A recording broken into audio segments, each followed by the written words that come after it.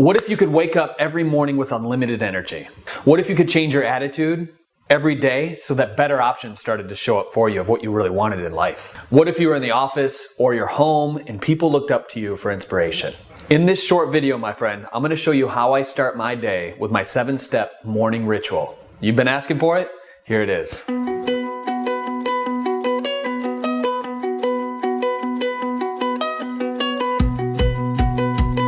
All right, I had a mentor tell me a long time ago. He said, Drew, how you start your day is how you start the rest of your life.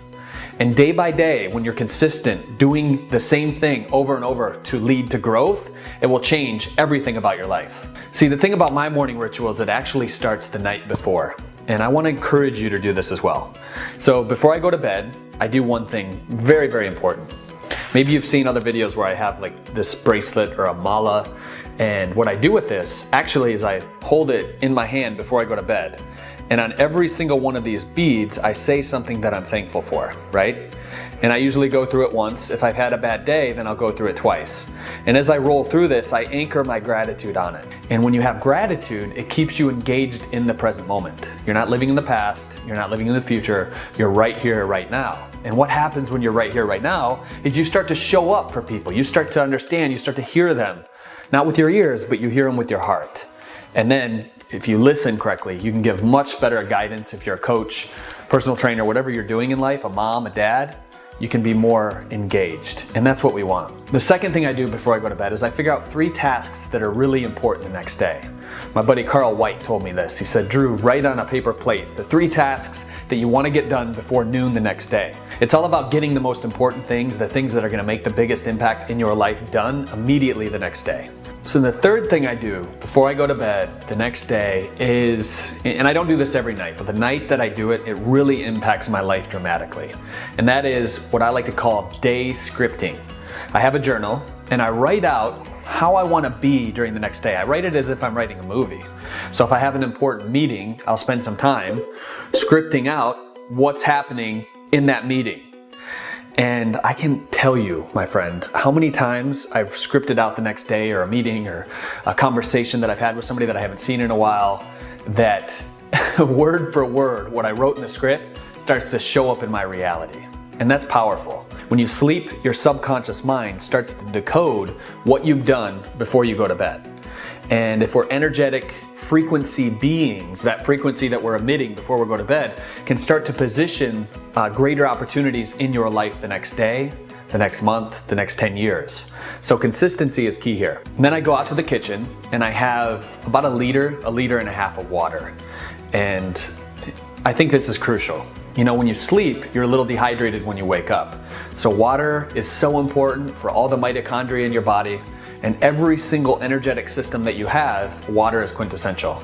Next, I go to the gym and I move. Now, my gym schedule in the morning is I like to stay in there for about 45 minutes to an hour, get a really good workout in. If I don't have that time, I'll work out for 15 to 20 minutes in a hotel or if I'm traveling throughout the world, and I make sure I move. If I don't have enough time to go lift weights in the gym, which I usually do, I'll do stuff to cleanse my lymphatic system, right? So Qigong, there's some exercises that you can do. One of them in particular is I like to stand up, arms in front of me like this, and I just bounce, right? Flush out that lymphatic system. And when you're flushing out your lymphatic system, that's what's gonna boost your immune system up. And then next, I'll get some appreciation time, 10 minutes of meditation. I find that 10 minutes is like that magical number where I just close my eyes and I breathe. And when I first started doing this, one thing I did is I just focused on my breath. You know, big breath in. At the top of the breath, there's this 1 to 2 second pause where you don't breathe. And that silence, some people say, is the connection to God, it's the connection to divine source. And in that silence, that's when you get those ideas. It's pretty cool, some of the ideas that I've had during meditation. After meditation, appreciation, writing down what I'm appreciative for and the different things that I look forward to with enthusiasm the next day or currently in the moment that I have to look forward to that day. So number 7 is learn. You have to learn. And what I like to do is I'll read for 30 minutes, sometimes an hour, every single morning, something that I'm interested in. It can be spiritual, personal development, something that's going to grow you as a person. And when you're growing as a person, I encourage you to share it with the other people around you.